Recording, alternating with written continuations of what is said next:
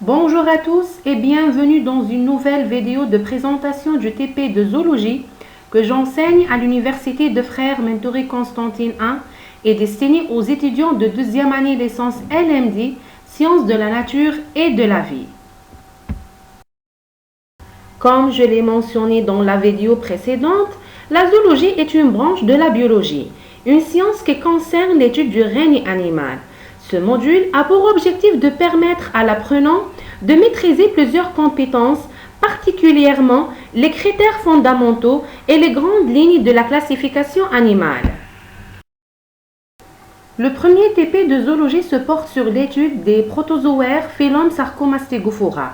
Dans ce TP, on va citer les principales caractéristiques de Phylum Sarcomastegophora, illustrer les différences entre les espèces libres et les parasites, représenter les caractéristiques distinctives des espèces étudiées, extraire la position systématique des espèces étudiées et élaborer une observation microscopique et dessin des espèces étudiées. Tout d'abord, que signifient les protozoaires? Les protozoaires, aussi appelés règne des protistes, sont des organismes microscopiques, unicellulaires, eucaryotes et mobiles. La classification de ces organismes microscopiques est basée surtout sur le moyen de locomotion. Les principaux embranchements des protozoaires sont l'embranchement des Sarcomastegophora, Apicomplexa et Celiophora. Comme j'ai dit tout à l'heure, ce TP consiste à étudier le phylum des Sarcomastegophora.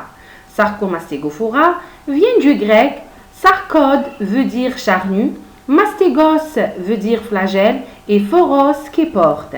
Les représentants sont des animaux en un seul noyau et un appareil locomoteur, flagelle ou bien pseudopode. Dans ce TP, on va étudier deux espèces appartiennent à l'embranchement des Sarcomastegophora, qui sont les suivantes: Trypanosoma gambiens et Amoeba proteus. La première espèce appartient à l'embranchement des Sarcomastegophora, sous-embranchement Mastegophora, classe Zomastegophora, ordre Kinetoplastida, sous-ordre Trypanosomatina, genre Trypanosoma et espèce Trypanosoma gambiens. Trypanosoma gambiens vient du grec trypano veut dire perforé et soma veut dire corps. C'est un parasite de l'homme et des animaux.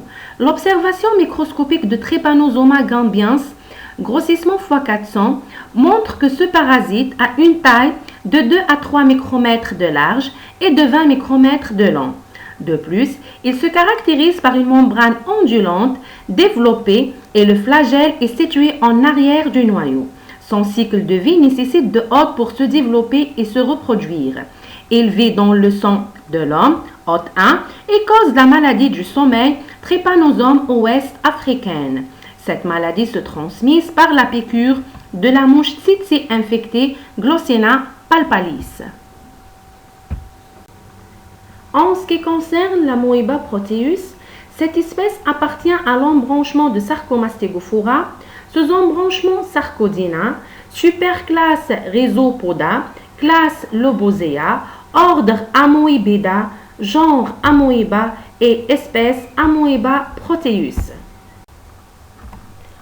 L'observation microscopique de l'Amoeba proteus, grossissement x 400, illustre que cette espèce est une amibe de grande taille, de 300 à 500 micromètres de long. Elle se trouve dans les mares stagnantes, mais aussi sur les terres humides. Ce protozoaire se déplace par des pseudopodes, lobés, filiformes ou bien réticulés.